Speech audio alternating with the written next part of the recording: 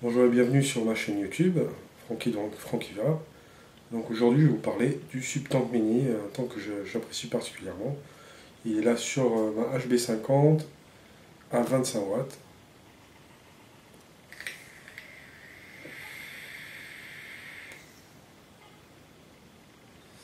Donc le Subtank Mini c'est quoi? C'est un subtank avec des résistances sub-ohm, mais pas seulement, puisqu'il y a des résistances disponibles en 1.2 ohm aussi, ce qui vous permet de l'utiliser sur la plupart des modes et des circuits électroniques. Le prix, moi je l'ai eu à partir du site Cvapor, merci Cvapor. Je l'ai eu pour 30 dollars, 31 dollars à peu près. Sur le site de Convertech France, il est à 34 euros. Donc je trouve ça raisonnable pour le kit. Je vais vous montrer dans le déballage un petit peu ce que le kit contient. Et vous allez voir que c'est quand même sympa. C'est vraiment un kit tout en un, puisqu'il y a aussi une base reconstructible.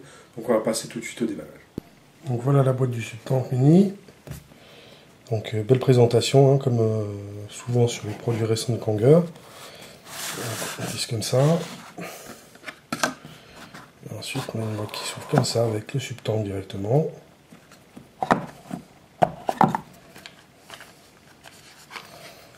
Donc derrière on a un petit manuel plutôt complet qui explique comment reconstruire la base reconstructible.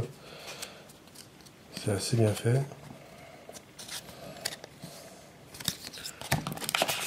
Un petit feuillet qui vous explique qu'il faut humidifier les têtes d'atomiseurs avant de les utiliser, sinon vu que c'est du coton ça brûle et après vous vous débarrassez plus du goût de cramer sur la tête d'atomiseur. Donc bien les humidifier avant. Et le petit feuillet d'authentification sur le site de Kanger, vous mettez le code et ça vous permet de voir que vous avez un produit original.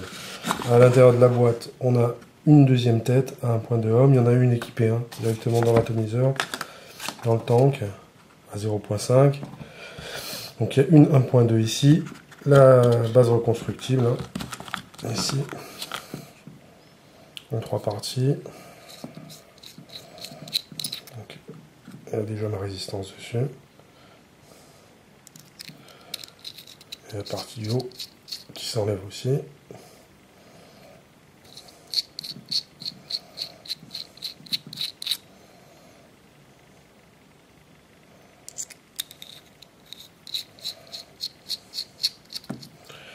Donc il y a un petit tournevis bleu,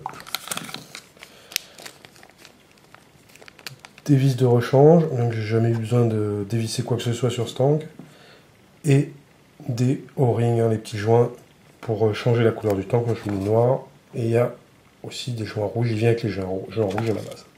À l'intérieur il y a aussi un tank de remplacement, au cas où vous cassiez le vôtre, ce qui est quand même pas mal. Donc moi je trouve vraiment que c'est un kit plutôt complet. Il y a aussi normalement un petit sachet qui contient du coton, du Kojendo, coton japonais, qui équipe déjà les têtes d'atomiseurs, et deux résistances déjà faites pour refaire votre base reconstructive. Donc juste pour comparer la taille du Subtank Mini, j'ai ici un Aspia Atlantis. Donc c'est à peu près la même taille.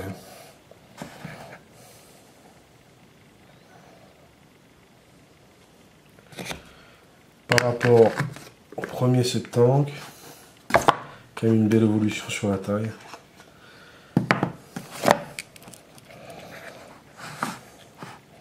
Comme vous pouvez le voir, il est beaucoup plus gros le Subtank.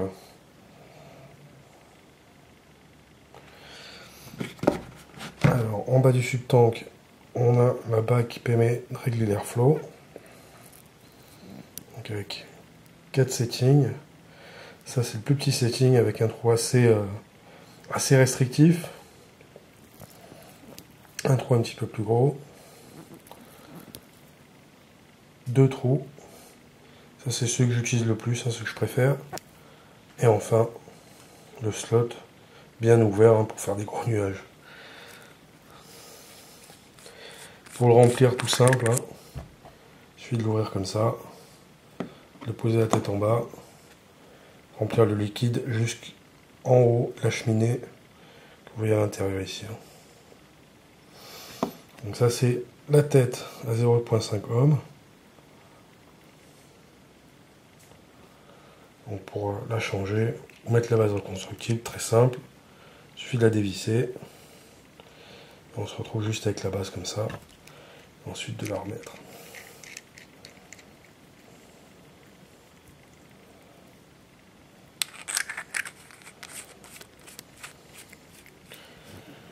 Ok, et un petit drip tip aussi. Alors le drip tip, je préfère quand même celui du Subtank, parce qu'il est un peu plus long. Celui-là, je trouve qu'il transfère un peu de chaleur, il est un peu court, mais il est plutôt large.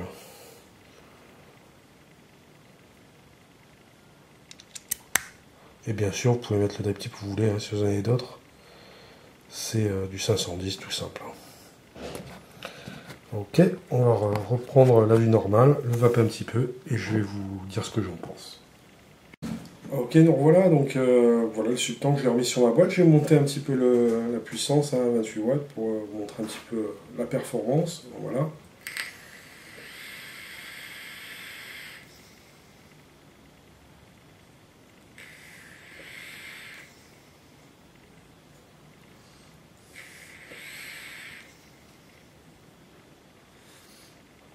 Donc, alors, pour aller un petit peu plus précisément, ce que j'aime sur ce tank, c'est la saveur déjà, il a un très très bon rendu des saveurs. Que ce soit en base reconstructible avec les résistances à 0,5 ohm, c'est vraiment très très bon. Avec les résistances 1.2 ohm, vous perdez un petit peu de saveur, mais ça reste quand même très agréable. Et la vapeur est un petit peu plus froide. J'aime bien la qualité de construction. Je trouve que c'est un tank qui est très bien fait. Pour le prix, le kit qui comprend tout, hein, la base reconstructible, les 2 têtes d'atomiseur, le remplacement du tank quand vous le cassiez, c'est vraiment un kit complet pour un prix très abordable. C'est un produit original, hein, c'est pas un clone. Qu'est-ce que j'apprécie moi? Il y a des petites fuites que j'avais déjà notées sur le Subtank. Le premier, c'est pas très méchant, mais des fois, la glace du tank, le verre du tank, s'il y a un petit peu de liquide dessus, moi ça me dérange un petit peu.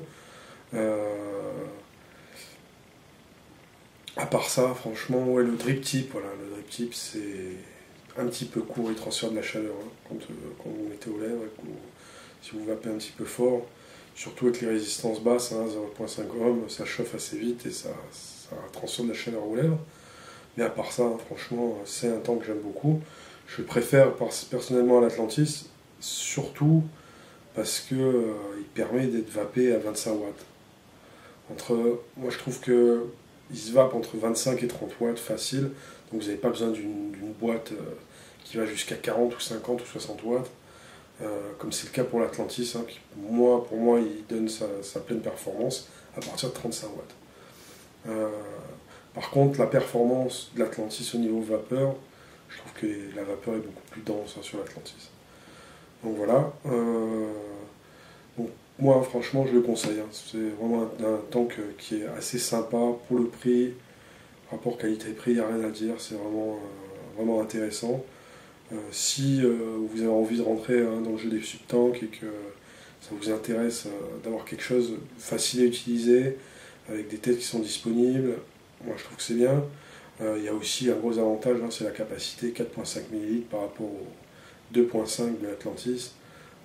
Ça vous permet, surtout hein, en sachant que les têtes à 0,5, ça fait de la vapeur et donc du coup votre liquide il va partir assez vite.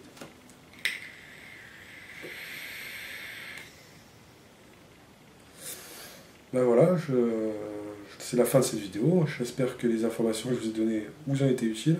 N'hésitez pas à vous abonner en cliquant sur le lien dans la description. Je vous mettrai aussi le lien de Kangertech et le lien de Sevapor au cas où vous voudrez faire l'acquisition de ce subtank.